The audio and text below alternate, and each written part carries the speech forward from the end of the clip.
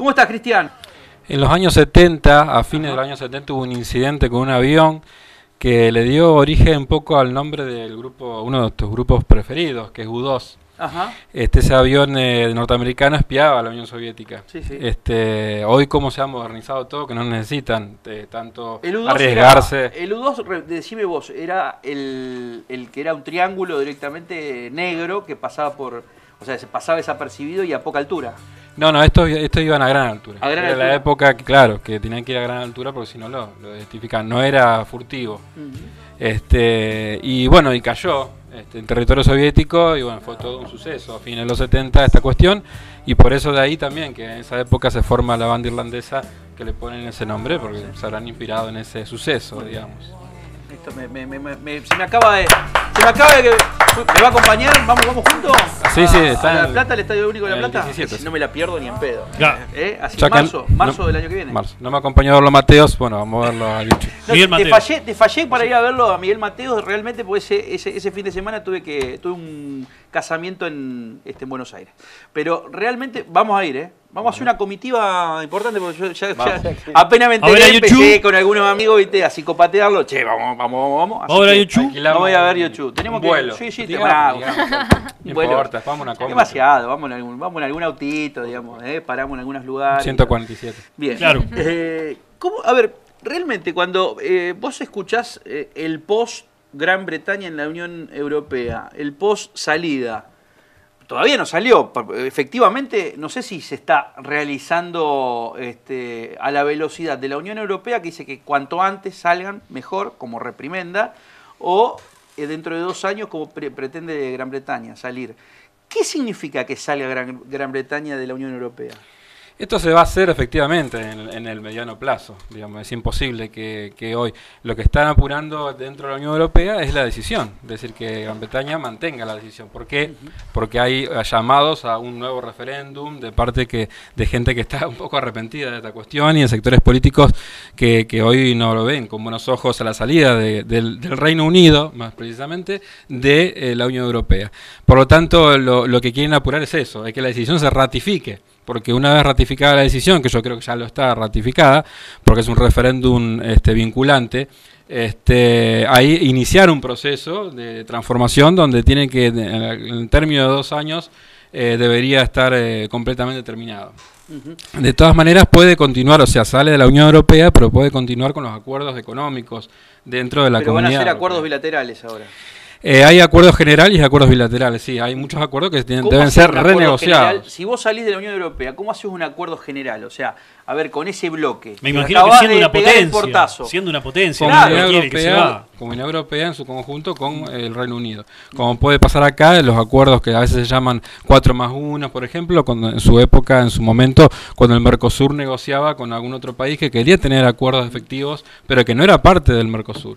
Entonces se hicieron en su momento con Bolivia, con Chile, ¿no? Acuerdos que se llamaban 4+1. ¿Por qué Gran Bretaña adopta esta medida? ¿Por proteccionismo económico? ¿Por una cuestión de también un poco de xenofobia?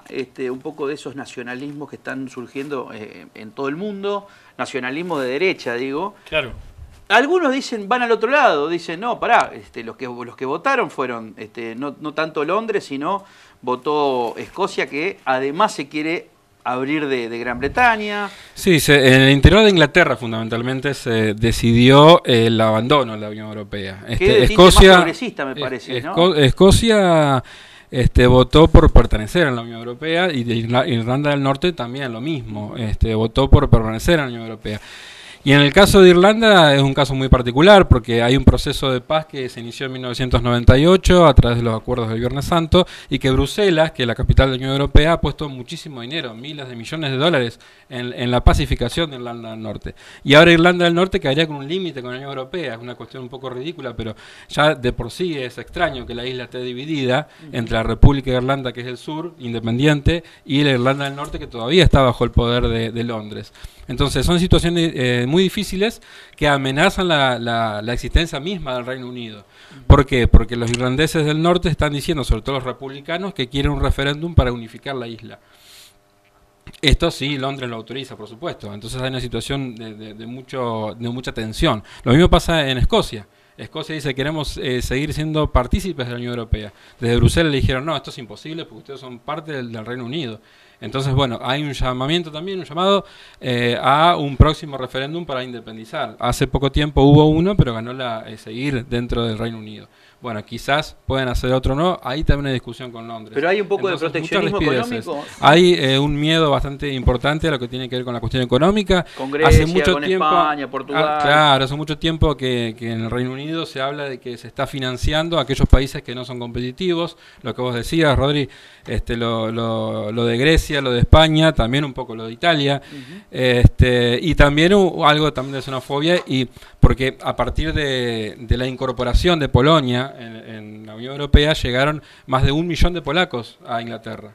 Y no lo ven con buenos ojos, no solamente los polacos, sino otras nacionalidades también. Entonces temen de que la permanente ampliación, esta política de ampliación permanente de países, quizás que no se adaptan económicamente al resto de los países de la Unión Europea, pueda seguir conformando grandes núcleos de desocupados de otros países que van a buscar trabajo a Inglaterra. ¿Cómo queda? A ver, yo pregunto esto, digamos, desde el punto de vista, te voy a hacer la pregunta de la susanesca, digamos, Susana Jiménez, ¿no? ¿Vivo? Yo viajo a Europa, ¿viste? O sea, sí. Una cuestión, ¿no? Para ilustrarlo. Yo viajo a Europa. ¿En qué me puede cambiar ahora, por ejemplo, a cualquier ciudadano del mundo le puede cambiar ir a Europa? O sea, a partir de esta composición con Gran Bretaña fuera. En la moneda va a ser, por ejemplo, la libra va a volver a ser la única moneda de Gran Bretaña. Exacto. No, simplemente que nosotros como argentinos, con pasaporte argentino, es lo mismo porque tenemos 3 meses para disfrutar como visitantes, como turistas en las Islas Británicas y en Europa también. Lo único se sella el pasaporte en un viaje, por ejemplo, que vos hagas, Rodrigo, querés ir de Londres a París, en el Eurotúnel, y va a haber una frontera, una aduana, donde se te va a sellar por cambio de... Ahí ya tiene... O sea, claro, ahí cambia, por supuesto. Tiene muchos burocráticamente sí, exactamente. Ahora, si uno, por ejemplo, tiene un pasaporte, de los muchos que hay de argentinos que tienen pasaporte español o tienen pasaporte italiano, tiene la doble nacionalidad, no le va a servir para el Reino Unido, por supuesto, ¿no? Que eso es importante. Es decir, puede estar tranquilamente todo el tiempo que quiera en España, en Italia, en Alemania, en Francia, pero no podrá hacerlo en el Reino Unido. ¿Puede haber algún otro país que siga el camino de Inglaterra? Suecia, pero en realidad todavía... es incipiente. Claro, se está charlando. ¿Cómo es su economía? Suecia, a ver, ¿cómo es la economía sueca? El año pasado, a principio de este año, fue declarado como uno de los países, entre comillas, ejemplo del mundo, ¿no? Superando a Canadá, Australia, a Noruega, que es vecina de Suecia. Así que, bueno, yo creo que... ¿Una economía de pleno empleo, por ejemplo? Sí, los países escandinavos sí, son diferentes. Por ejemplo, Noruega tiene una industria petrolera muy grande y eso hace que tenga permanentes ingresos multimillonarios, de miles de millones de dólares todo el tiempo. En el Mar del Norte tiene una cuenca petrolera muy grande. Suecia es diferente, Suecia tiene otro tipo de actividad, más vinculada al turismo y otras cuestiones, pero... sí, son países que están muy bien y también siempre tuvieron una política muy abierta de inmigratoria. Hay mucha gente latinoamericanos en su momento, recuerden cuando pasó las dictaduras militares, hay muchos chilenos viviendo en los países nórdicos, también árabes, etcétera. Así que son países bastante abiertos. De todas maneras, bueno, tienen cierto resquemor con seguir adelante las políticas de la Unión Europea. A ver, ¿cómo repercute a la Argentina esto? Eso. ¿Cómo repercute? Me imagino que la repercusión será más política que económica. Porque también tenés las dos bibliotecas, ¿no? Lo primero que se me ocurre es Malvinas, pensar en Malvinas. Dicen, ante esta debilidad de Gran Bretaña, que seguramente van a ir el pedido de Escocia, de Irlanda, de Gales, de desprenderse un poco, digamos, de separarse un poco más de lo que es Londres, el poder hegemónico de Londres, dicen, acá está la oportunidad de oro para recuperar las Islas Malvinas. Esto es tan así, está tan debilitado el gobierno hoy de Cameron, pero en el día de mañana, Cameron, pero en el día de mañana no se sabe porque ahora renuncian 2 meses también y llaman a elecciones. Sí, no creo. Primero hay que ver cómo resuelven ellos su cuestión interna con Escocia y con Irlanda del Norte. Pero no creo que repercuta en lo inmediato en la cuestión de Malvinas. Malvinas fue usurpada por los ingleses en 1833. La Unión Europea comienza sus primeros pasos en los años 50, con la Comunidad del Carbón y el Acero, el Benelux, fueron Holanda, Bélgica, Luxemburgo, quienes comenzaron este camino, así que imagínate que tiene una larga tradición Gran Bretaña de llevar a sus asuntos internacionales adelante sin estar atado a lo que la Unión Europea opina al respecto. Pero ¿no? hoy También está debilitado el gobierno, por supuesto, y hay que ver cómo resuelve primero sus cuestiones internas y después ver, por ahora no creo que sea su política exterior. Hay que ver también la crisis económica, cómo lo afecta, si es Malvinas, mantener la base militar en Malvinas tiene un peso económico Lo que dijo importante. Macri en algún momento, se le atribuye, está la grabación y todo, que dijo que a los ingleses le cuesta muchísimo mantener Islas Malvinas. Esa cuestión que fue casi de trinchera de campaña, ¿no? Y que se lo pasaban a cada rato en los medios de comunicación más ligados al kirchnerismo, como diciendo, este tipo lo que menos le interesa es la soberanía de Malvinas, sino lo que le interesa es lo que significaría Malvinas dentro de la economía del país, ¿no? Digo, ¿es real esto? ¿A los ingleses le duele Malvinas económicamente? Económicamente sí, la guarnición militar. No tener un gobernador ahí no es demasiado. Los gastos sí, la guarnición militar, la mantención del personal militar de un destacamento que pueda hacerle frente a un supuesto ataque nuestro de Argentina, ¿no? Así que eso, en definitiva, que vaya a algún barco importante o submarino militar hasta esa zona, etcétera, sí, obviamente que representa un gasto mucho más importante que el que podría representarnos a nosotros, que estamos mucho más cerca. La cuestión del transporte y la mantención del personal militar en Malvinas le cuesta dinero. Ahora, yo pienso, el Reino Unido se va de la Unión Europea, pero se fue a la OTAN. No se ha ido a la OTAN, no renuncia a la OTAN. Es decir, hay una política internacional que lleva adelante que puede seguir teniendo fuertes intereses en mantener una base militar en Malvinas, no solamente para el Reino Unido, sino también para la alianza militar. Ahora, también está reflexionando acerca de qué hay detrás de esto, ¿no? Porque yo creo que primero, si Cameron realmente tenía la voluntad de no irse de la Unión Europea, ni siquiera tendría que haber aceptado un referéndum hacia el interior del Reino Unido. Venía muy golpeada la figura de Cameron de todos modos. Eso primero. Segundo, si Europa no está de acuerdo con eso, también hubiese articulado un montón de medios que podían hacerlo para retener al Reino Unido, y no se hizo tampoco. Y esto de que en Suecia también se esté hablando, hay que ver en qué están pensando los europeos y los occidentales y las alianzas occidentales sobre el futuro de la Unión Europea. ¿Puedo decir que hay un pequeño boicot auto-boicot? ¿Auto-boicot o boicot también con una ola yanqui en medio? Puede ser. Hay un incremento. Empezás a ver hoy la geopolítica y después de los Panama Papers que le pegó de lleno a Putin. Y a Cameron, a través de su padre. Y a Cameron también. O sea, hoy Estados Unidos vuelve a ser realmente hegemónico. O sea, antes el crecimiento de Alemania y de Francia compensaba un poco dentro del medio. Una gran pregunta es, la ida del Reino Unido de la Unión Europea, ¿debilita al Reino Unido? Sí, es cierto, pero debilita también a la Unión Europea. Sí. Y el poder principal de la Unión Europea es Alemania. Hay incremento de la participación de la OTAN en la Europa Oriental, en lo que era la Europa Oriental. Por eso hay tantas rispideces con Putin y con Rusia, ¿no? Porque hay movimiento de tropas cerca de la frontera rusa. Tropas que son alemanas, norteamericanas, de la OTAN, en definitiva, y bueno, están en una situación de permanente tensión que hace recordar a los años de la Guerra Fría. Estos atentados en Medio Oriente, en parte, del límite de Europa, son cuestiones, digamos, de movimientos de ajedrez que está teniendo ISIS para hacer algo mucho más grande. Mira, hay un fenómeno muy extraño, y esto me hiciste acordar algo que pasa muy cerca, porque nosotros los santafesinos pensamos que el mundo queda lejos, ¿no? Y hubo un atentado a la comunidad judía hace poco tiempo acá en Maccabi. Ahora, pensar, ¿quién fue el que perpetró eso? ¿Un loco? ¿Un fanático? ¿Alguien que admira a ISIS? ¿Alguien que tiene bronca a la comunidad judía? A los efectos del resultado que pueda haber sobre esto, lo mismo. Es decir, ¿qué pasó en Orlando? ¿Es realmente un ataque a la comunidad gay de parte de ISIS? o no.